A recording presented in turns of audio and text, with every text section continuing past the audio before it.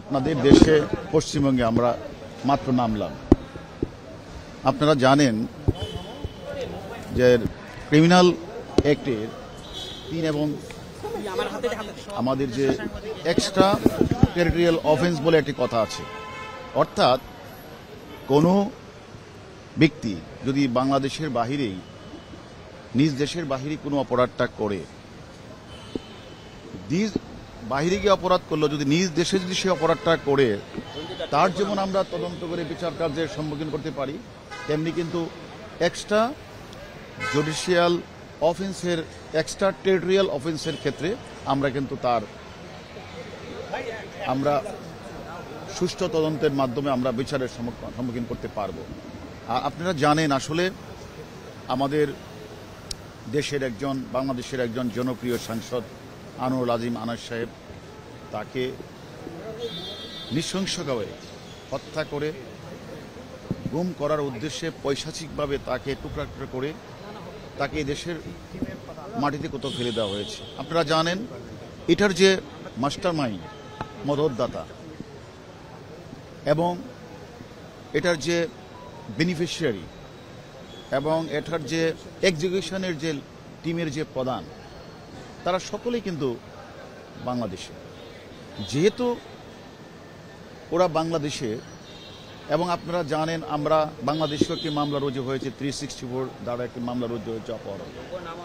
এখন এই ক্রাইমটা কিন্তু এক দেশে বাংলাদেশে তার প্ল্যান হয়েছে, প্ল্যান অনুযায়ী সে এখানে এসে পশ্চিমবঙ্গে কলকাতায় এসে সে প্ল্যানটা বাস্তবায়ন করেছে, অর্থাৎ তাকে হত্যা করে লাশ গুম করার জন্য তার অংশবিশেষ বিভিন্ন জায়গায় ফেলে দেওয়া হয়েছে। এখন আমাদের মূল কাজটা হচ্ছে ক্রিমিনাল প্রসিডিউর অনুযায়ী অপরাধের যেখান থেকে শুরু হয় এবং সেখান শেষ হয়, সেই হিসাবে তদন্তকারী দলকে 2টি স্থানেই পরিদর্শন করতে হয়। তার প্রেক্ষিতে আপনারা জানেন যে আমরা আজকে পশ্চিমবঙ্গে এসেছি। আমরা একজন গুরুত্বপূর্ণ আসামি যে এক্সিকিউশনের কাজটি করেছেন পশ্চিমবাংলার কমিউনিস্ট পার্টির নেতা শিমুল বিশ্বাস, যেখানে সে এখানে আমানুল্লাহ নাম করে এখানে এসেছেন, তার কাছে আমরা অনেক তথ্য পেয়েছি। এমনকি আপনাদের কলকাতা পুলিশ এবং আমাদের বাংলাদেশ পুলিশ, আমরা উভয় পক্ষই কিন্তু আমরা অনেক তথ্য আমরা আদান প্রদান করেছি।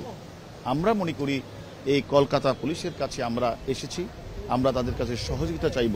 ওই যে আমাদের দেশের আসামি যে কথাগুলি বলেছেন যে কোথায় সিসিটিভি ফুটেজগুলিতে সে কোন কোন স্থানে গিয়েছেন, এগুলি একটু আমরা যাচাই বাছাই করব।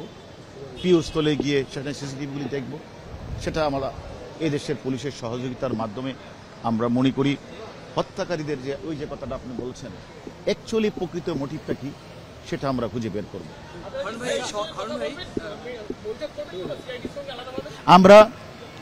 আমরা যথাযথ কর্তৃপক্ষের মাধ্যমে তাদের সাথে আমাদের যোগাযোগ হচ্ছে। আমরা তাদের সাথে, যেহেতু এখানকার পুলিশ আপনারা জানেন 3 দিন যাবৎ বাংলাদেশে আমাদের আসামির সাথে তারা একেবারে সামনাসামনি কথা বলেছে। আমরাও কলকাতা পুলিশ, বিশেষ করে সিআইডির কাছে আমরা অনুমতি চাইব যে আমরাও তার সাথে কথা বললে হয়তোবা ওই আসামি যে তথ্যগুলি আমাদেরকে দিয়েছে সেই তথ্যগুলি যাচাই বাছাই করা এবং হত্যাকাণ্ডে ব্যবহৃত বিভিন্ন স্থানগুলি যে কথা বলেছে সেগুলি আমরা তাদের সহযোগিতায় স্থানগুলি পরিদর্শন করব। এবং আপনারা জানেন তার লাশ এখনো আমার জানা মতে এখনো উদ্ধার হয় নাই। এখন আমরা ওনাদেরকে কোনোভাবে তাদের সাথে থেকে আমরা লাশ, পুরো লাশ অথবা অংশবিশেষ আমরা উদ্ধার করতে পারি কিনা আমরা তাদের কাজে সহযোগিতা করার চেষ্টা করব। না, আপনারা এটা জানেন যে এখানে আখতারুজ্জামান সে তো আসলে এখানে সে তো মাস্টার মাইন্ড, পরিকল্পনাকারী, বেনিফিশিয়ারি, মদতদাতা। এখন সে তো এখানে থেকে 10 তারিখে চলে যায়। সে যে এক্সিকিউশন গ্রুপের নেতা যে শিমুল বিশ্বাস, যেখানে সে আমানুল্লাহ নাম দিয়ে এসেছিল, তার উপরে সমস্ত দায়িত্ব অর্পণ করে সে বাংলাদেশ দিয়ে সে বাংলাদেশ থেকে আবার দিল্লি, দিল্লি থেকে কাঠমান্ডু, কাঠমান্ডু হয়ে দুবাই, দুবাই হয়ে হয়তোবা উনি ইউএসএ চলে গিয়েছে। আমরা আমাদের বাংলাদেশের ঊর্ধ্বতন কর্তৃপক্ষের সাথে কথা বলেছি, তাকে ইন্টারপোলের মাধ্যমে কিভাবে কাজটি করা যায়, এবং আমরা এই বিষয়টা এদের যেহেতু এখানে হত্যাকাণ্ডটি পশ্চিমবঙ্গের কলকাতায় ঘটেছে, আমরা কলকাতা পুলিশের সাথেও এই বিষয়ে ইন্টারপোলের সহায়তা আমরা একসাথে যদি চাই এটা আরো ভালো হবে।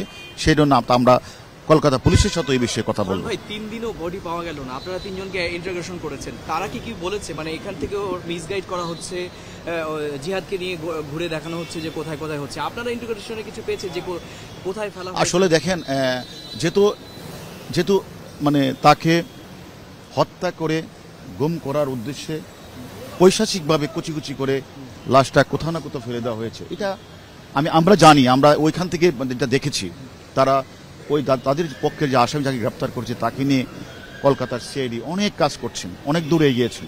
আমার বিশ্বাস দ্রুত সম্ভবই আপনারা তার তথ্যটা পেয়ে যাবেন।